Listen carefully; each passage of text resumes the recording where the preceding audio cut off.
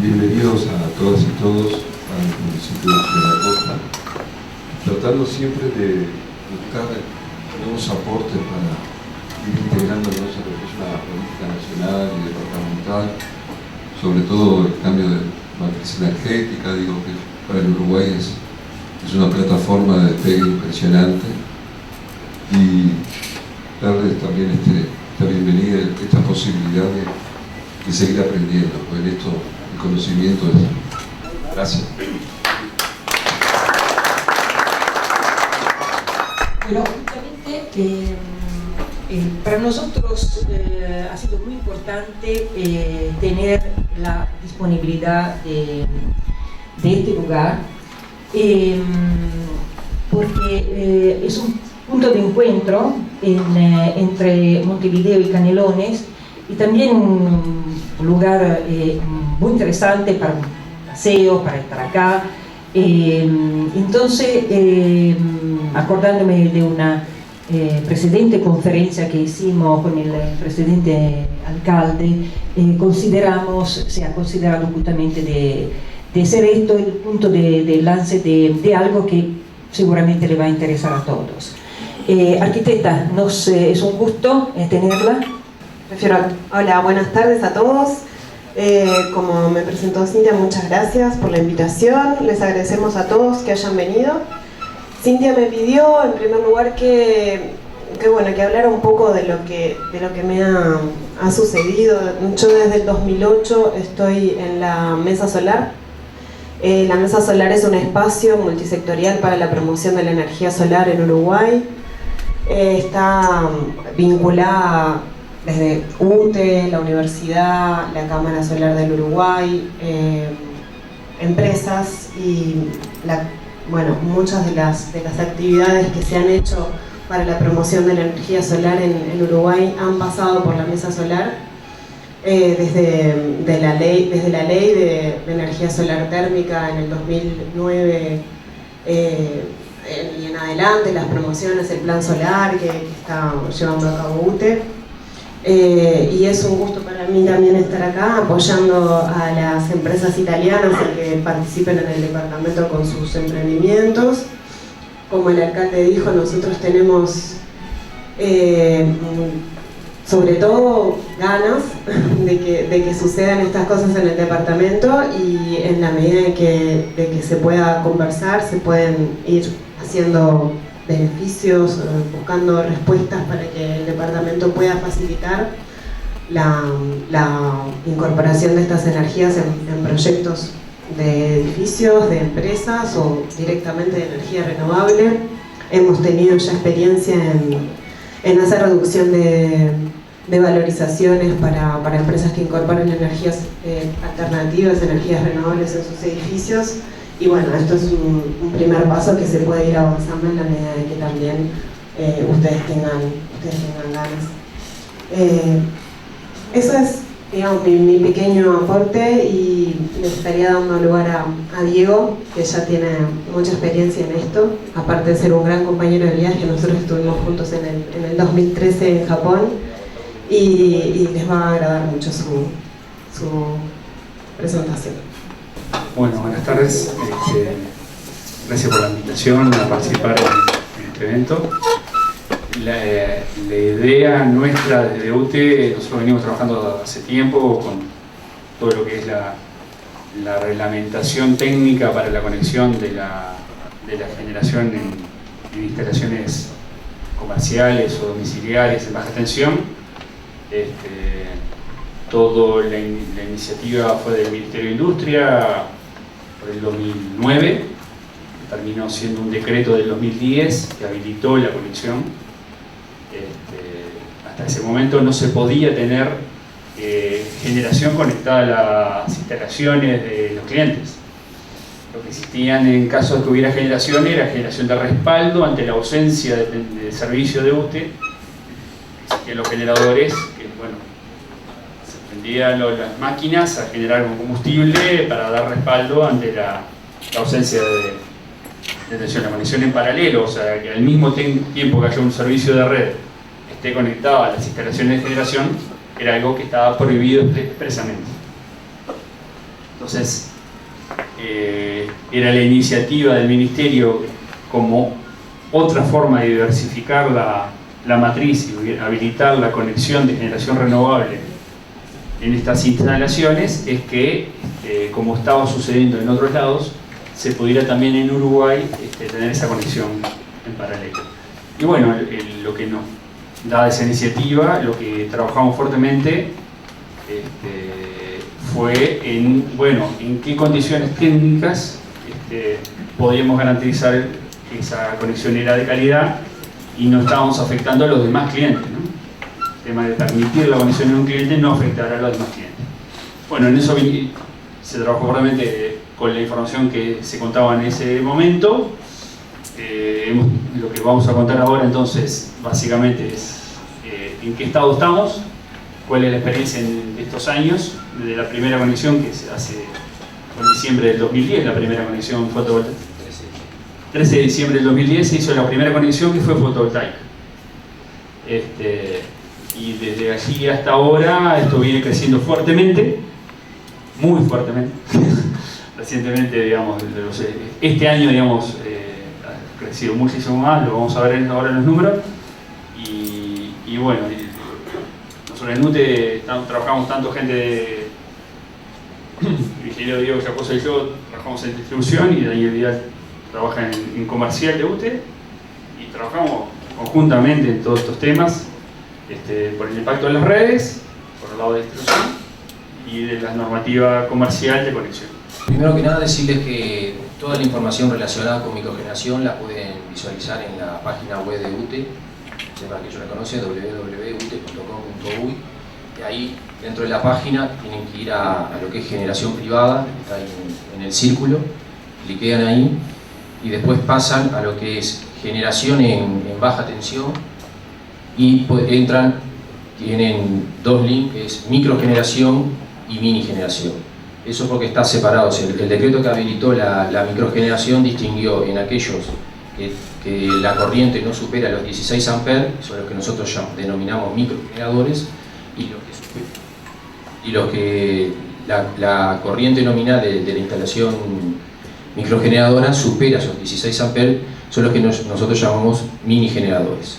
En cada uno van a encontrar toda la información relacionada con ellos, tanto lo que es el contrato que va a firmar el cliente, parece que se corta, el contrato de compraventa de energía, como los convenios de conexión asociados, porque uno de los requisitos de la reglamentación es que aquel cliente que instale microgeneración tiene que firmar un convenio de conexión con UTE. Bien, como les decía, hoy ya lo había mencionado Diego, la microgeneración, o sea, el decreto que habilita la microgeneración se decretó en el 1 de julio del año 2010, y ya la primera, a fin de año, el 13 de diciembre de ese año, ya teníamos el primer microgenerador. Estableció que las fuentes de generación tenían que ser fuentes renovables, ¿no? Eólica, biomasa, solar o mini hidráulica. Iba a haber un intercambio bidireccional entre el cliente y UTE, y la energía sedentaria que el cliente eventualmente volcara a la red, UTE la compraría a la misma tarifa que tiene el cliente hoy. Por otro lado, el plazo del contrato se establece es de 10 años.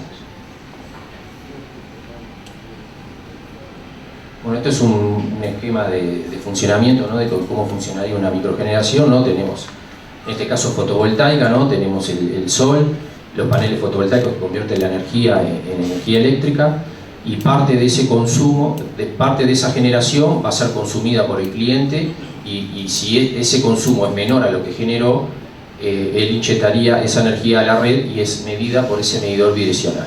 Si el consumo fuera mayor a lo que está generando, él demandaría de la red, y eso también es medido en ese medidor. O sea, este medidor va a tener dos registros, uno de generación, no de generación, sino de inyección a la red, o sea, es de lo que vuelca a la red, ¿verdad? y otro de lo que está demandando de la red de UTE. Bueno, esta es una tabla de los límites de cuando nosotros denominamos microgeneración y cuando es minigeneración. Hablábamos de que se definió que microgeneración son aquellos que la instalación microgeneradora, la corriente no supera los 16 amperes o 25 en instalaciones que tienen retorno potencial, son instalaciones en medios rurales. Entonces las potencias, esos valores de corriente da que la potencia que puede tener la instalación para ser considerada microgeneración son los valores que están ahí, ¿no? O sea, en instalaciones monofásicas no pueden superar los 3,7 kilovatios, y además la potencia, ese es otro está establecido en el decreto, que la potencia de la instalación microgeneradora tiene que ser menor a la potencia contratada que tiene el cliente con UTE. O sea, la potencia de la instalación microgeneradora no puede superar la contratada con UTE. Bueno, conclusiones, ¿no? Se dispone de una normativa para la conexión de la red para la microgeneración, ¿no? en la red de baja tensión. Es una normativa segura y confiable. Uruguay es un pionero, ¿no? en estas instalaciones, ¿no? Fue de los primeros que empezó acá en Sudamérica. Hoy en día Brasil empezó hace 2 años más o menos con estas instalaciones, Chile el año pasado, o sea que Uruguay ya tiene bastante experiencia en esto. La cantidad de instalaciones, como lo vimos en las gráficas, ha venido creciendo y se vienen duplicando de un año al otro, o más que duplicando, o sea, no es lineal, es casi exponencial. La mayoría de las instalaciones son todas fotovoltaicas, básicamente por los costos decrecientes en los paneles fotovoltaicos, ¿no? A partir del año 2010 los chinos empezaron a fabricar ellos los paneles y el precio de los paneles se desplomó, entonces eso llevó a que bajen los costos y siguen bajando. Por ejemplo, ahora en los inversores se está bajando mucho y los propios equipos cada vez son más seguros, ¿no?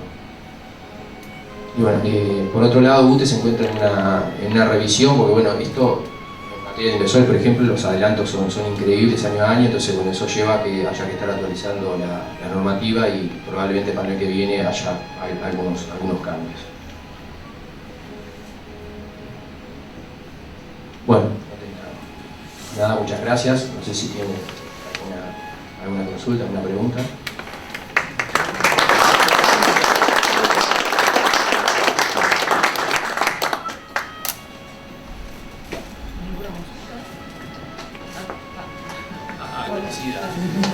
Muy interesante la charla, Daniel, muchas gracias. Una pregunta con respecto a la remuneración.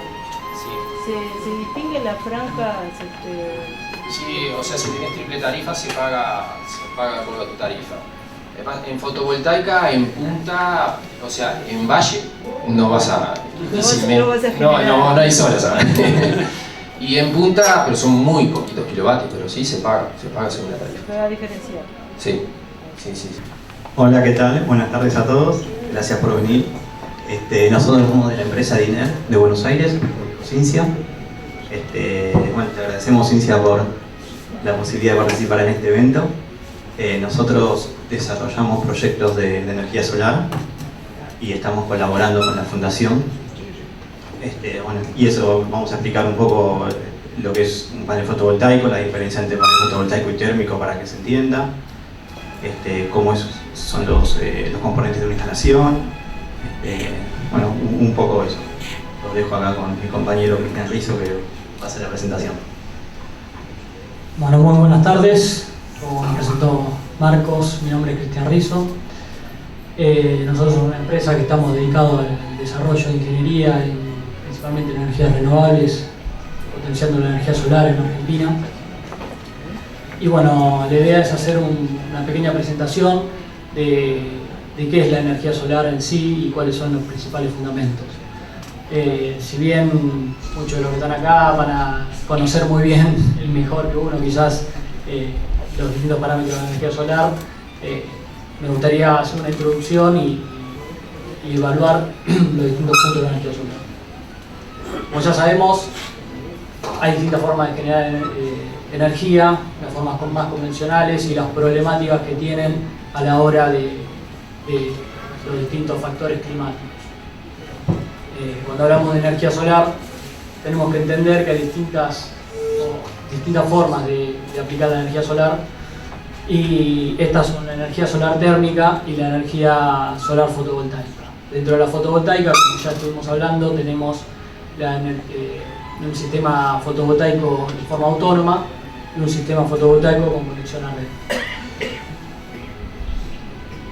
Esto me parece importante aclararlo, más cuando no estamos en un ámbito académico, un ámbito de colegas que conocen lo que es un panel solar.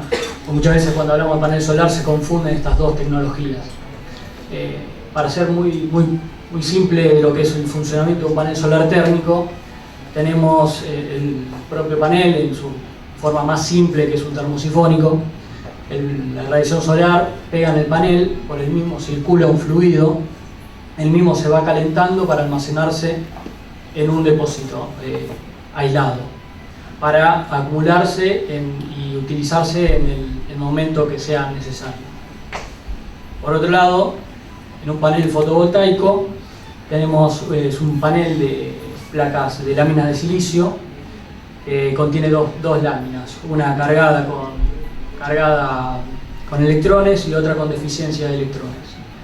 Cuando la luz solar incide en el panel solar, estos electrones comienzan a generar un movimiento, pasando de la placa que tiene mayor densidad de electrones a la que tiene menor cantidad de electrones. Básicamente lo que generamos es electricidad. Esto es básico, por acá no circula ningún fluido de electrones. ¿Cuáles son las distintas aplicaciones que podemos ver en lo que es la energía térmica? Si recordamos la transformación de la energía del sol en calor, las aplicaciones que podemos ver más convencionalmente son la calefacción, tanto sea por piso radiante o radiadores, la climatización de piscinas es otra utilización, para el uso doméstico, el agua caliente, precalentamiento, el calentamiento del agua caliente sanitaria, de uso de lavado, y para el precalentamiento de procesos industriales en distintas industrias. En cambio, bueno, la energía solar fotovoltaica, la transformación de energía en electricidad, y las aplicaciones que podemos encontrar son muy variadas. Una de ellas se puede ver en equipos autónomos pequeños, como la iluminación de caminos o señalizaciones, la electrificación de alambrado para zonas rurales, el bombeo de agua para zonas aisladas donde no tenemos posibilidad de tener acceso a la conexión a red, la generación de electricidad también generalmente para zonas rurales donde no tenemos conexión a red, poder generar electricidad de forma autónoma, las instalaciones solares fotovoltaicas de alumbrado público, también cuando muchas veces se encarece hacer un tendido eléctrico en un lugar aislado, tenemos, además de ser amigables con el medio ambiente, podemos ser totalmente autónomos. Una pregunta, con respecto a la calidad de los paneles fotovoltaicos, ¿existe una normativa o certificación reconocida a nivel internacional que uno pueda tomar como referencia? Sí, existen certificaciones a nivel internacional, pero lo más difícil es saber quién elaboró esa certificación o qué laboratorio elaboró esa certificación. Y ahí no queda otra que creer en la certificación que nos están mostrando y la fiabilidad con el proveedor. Obviamente, si hablamos de paneles de la Unión Europea, que generalmente tienen un desarrollo muy importante, son paneles que generalmente son seguros. Cuando vamos para el lado de China, debemos tener cuidado y tener realmente confianza en quien los importa y que sea realmente un panel de calidad lo que nos está vendiendo. Si bien te van a entregar ciertas certificaciones internacionales, lo más difícil es saber quién y bajo qué condiciones se hicieron esos ensayos. Pero bueno, eso es como cualquier tipo de producto, no hay que tenerle miedo. Simplemente hay que averiguar, investigar y saber cuál fue la capacidad de ese proveedor o el origen de ese panel en su ciudad o en su país. Voy a hablar de romanticismo y aplicado al Uruguay. O sea, el Uruguay fue un pionero en energías renovables, pero más que en energías renovables, en energías, digamos, amigables con el ambiente, que no es lo mismo. Fuimos uno de los primeros países de América, creo que fuimos el primero en hacer una central eléctrica a partir del agua, Rincón de Bonete. Y todavía se hizo comprando las máquinas en Alemania, y después vino la guerra y no la pudieron mandar. Entonces tuvimos que mandar ingenieros uruguayos a Estados Unidos, que también estaba en guerra, y que hicieron las máquinas poco menos que con los ingenieros yanquis, y las instalaron ellos aquí. Y una última cosa que casi seguramente no saben: uno de los objetivos por el cual en los primeros años del siglo XIX se creó ANCAP fue para investigar un sustituto del petróleo. ¿Lo sabían? No lo sabían.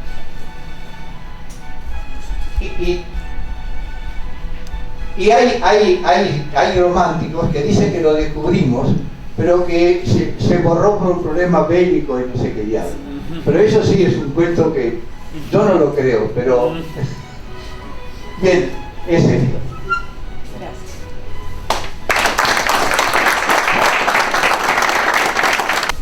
Y yo voy a pasar del romanticismo del ingeniero Bermuda al materialismo de la presentación de Diner, para ver cómo podemos hacer para que la energía limpia, energía fotovoltaica, que ya vimos que a nivel domiciliario la evaluación económica pasa por comparar cuánto es el costo de la energía que nos cobra UTE versus cuánto nos cuesta los equipos fotovoltaicos domiciliarios, y ver en una serie de varios años si los flujos de fondos que surgen son menores con los equipos fotovoltaicos o conviene seguir comprando la energía UTE. Ese es un sector, digamos, domiciliario. Por otro lado está el sector empresarial, y así como vimos que el Estado ha promovido desde la investigación de fuentes de energía desde los años 30, la definición de la matriz energética a partir del año 2005, que nos ha conducido a justamente todos estos avances que estamos viendo. También, a pesar de que muchas veces nos quejamos de la lentitud del Estado y del problema del Estado, ha generado una serie de beneficios e incentivos para las empresas, de forma tal de que puedan concretar con inversiones la incorporación de bienes que den más empleo, mejor empleo, que disminuyan la contaminación ambiental.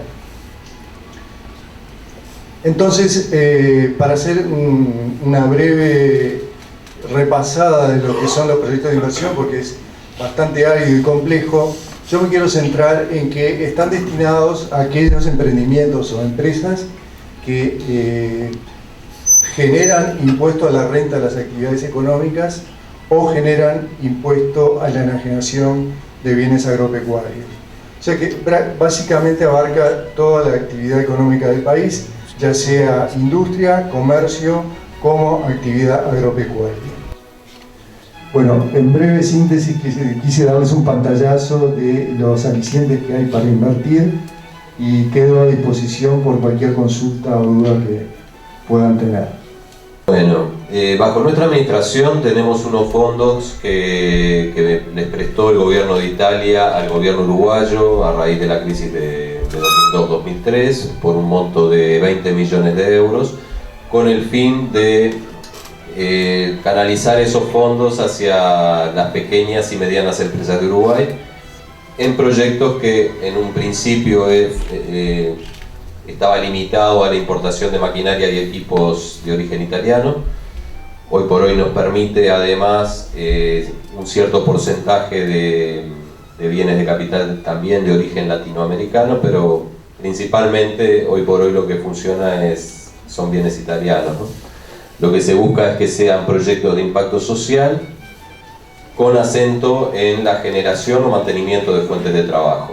Terminado bastante bien y bastante temprano, y de esto estoy muy contenta, pero estoy muy contenta también de ver la intendencia de Canelones acá muy bien representada en los distintos sectores. Esto me da realmente, soy muy feliz de esto, porque evidentemente hemos logrado interesarlos, y esto también ha sido posible gracias al amigo Julio Rodríguez, que lo queremos mucho, es un gran colaborador de la Fundación Magistra, y bueno, un aplauso a Julio, que es mi amigo,